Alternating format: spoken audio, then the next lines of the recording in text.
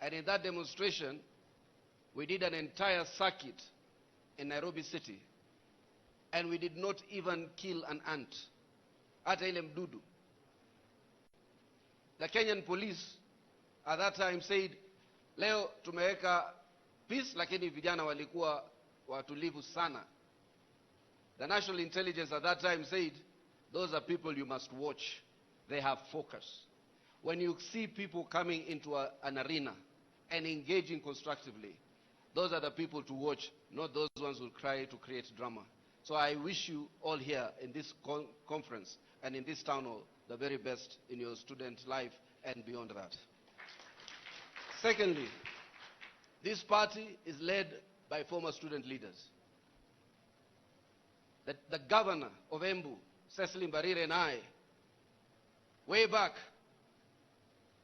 in 2002, 21, met on the streets of Nairobi, her as the deputy president of the student organization of Egerton University, and I as the president of what we used to then call chairman of Moi University Student Organizations.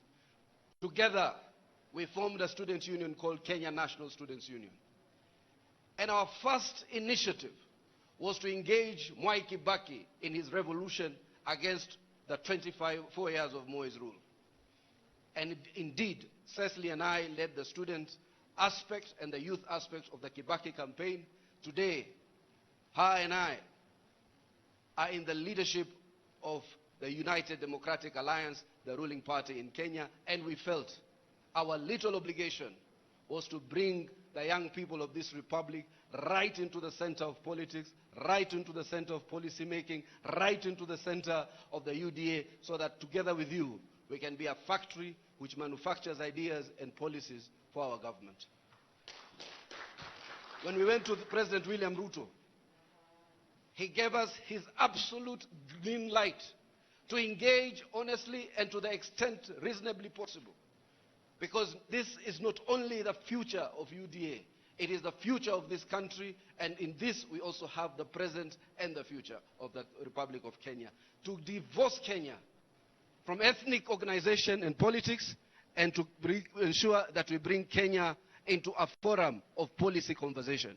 That's why today, since morning, you have been talking about the new funding model, about housing, about employment, about the financial inclusion, about all manners of issues, but none of you has spoke about his region or his tribe, because we don't eat regions, we don't eat tribes, we eat policy, we eat what government has in terms of the outcome of our policy formulation and execution. So, to finalize, make sure that you have ideology like ourselves, so that you are not overtaken by biology. You will eventually grow old. The only thing that will keep you relevant is not your biology, it is your ideology. That's why when we talk about creating an institution, an academy for the UDA, it's because we want to be an ideological party that in your entire life you look at how the academy and that ideology has met government policy, and to that extent that we've been able to achieve those ideological aspects. Now, hii bottom up is probably the best revolution of our times, because we want to put the people at the bottom, at the center of economic inclusion. That those who have had more must allow others also to make a living. Those who have more must pay more. And those who have nothing, the government must intervene to ensure dignity of all Kenyans, in healthcare, in education, in other social aspects, including in our housing aspects and programs. Kwa hivyo, as UDA, our message is one. We will listen to the people, and the wake-up call has come from none other than the young people of this republic. We will pay attention to our people, and we're asking the leaders and various state functionaries who deal in various policy formulation, they must continue to keep close to the people.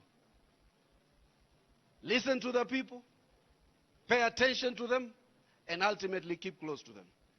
Because they say politics is a game. That's why wengine wanaruka huku, wengine wakaruka huku. but the best definition of politics I've ever had was from one of the best women leaders we've ever had in this generation, the former Pakistani Prime Minister, Benazir Bhutto. She said politics is not a game. Politics is a romance with the people, to understand them, to share in their triumphs and tribulation, to show compassion. And state compassion only comes when you offer dignity to all the Kenyan people and all the people under your care. Kwayo mengi, I want to assure you, we will continue with the youth participation that was talked about. Age and ideology must go hand in hand. Unaweza kuwa wewe ni kijana mdogo lakini ni mwizi kuliko kila mtu. So that you might have age but no ideology. But you can be that person of fair age but are still burning with a youthful desire to achieve a better Kenya. So therefore you will also get a platform of expression and participation. Kwa hivyo, hiyo ndio kweli ya mambo.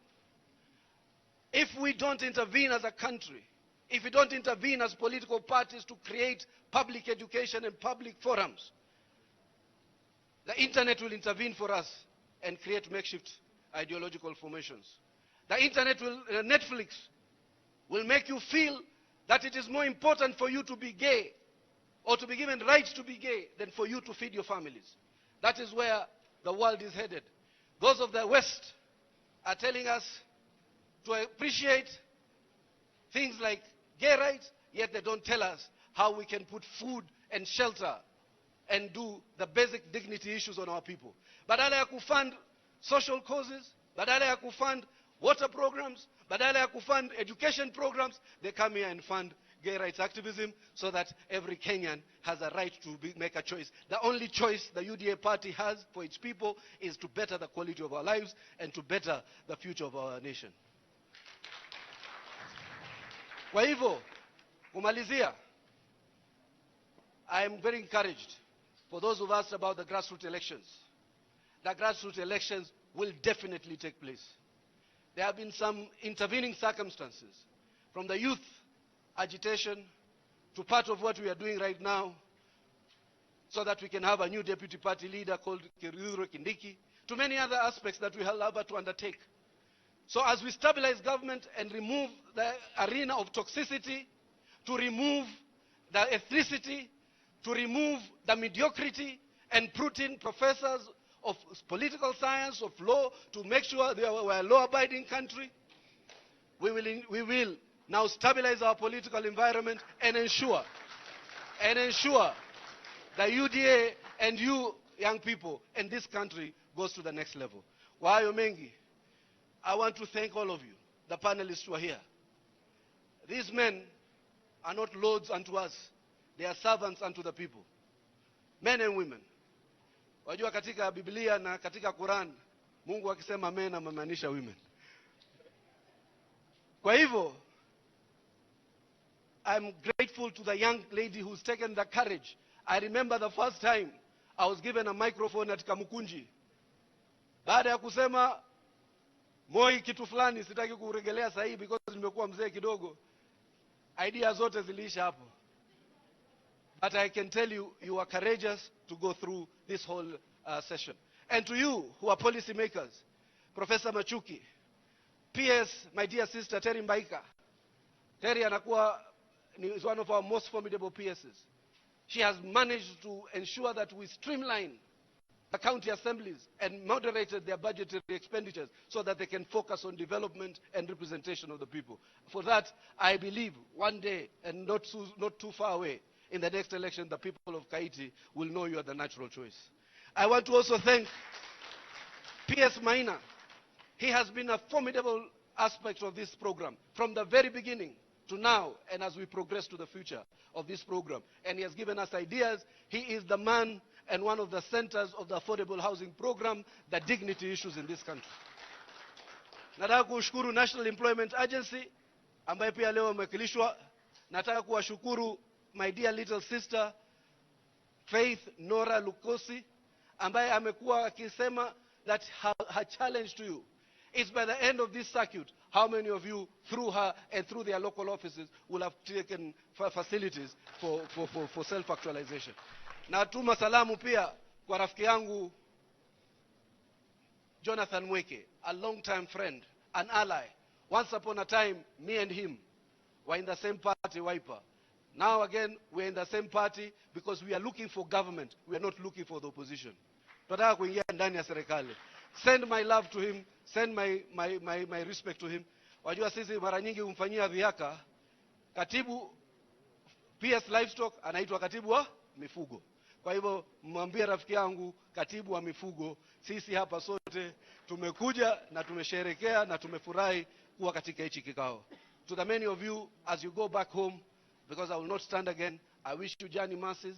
I wish you the very best in your lives. I am sure one of these fine days, not too far in the future, one of you, some of you, through this chapter, will make president of this country, cabinet secretaries of this country, prime cabinet secretaries of this county, governors of this country, and many other political positions that you will hold.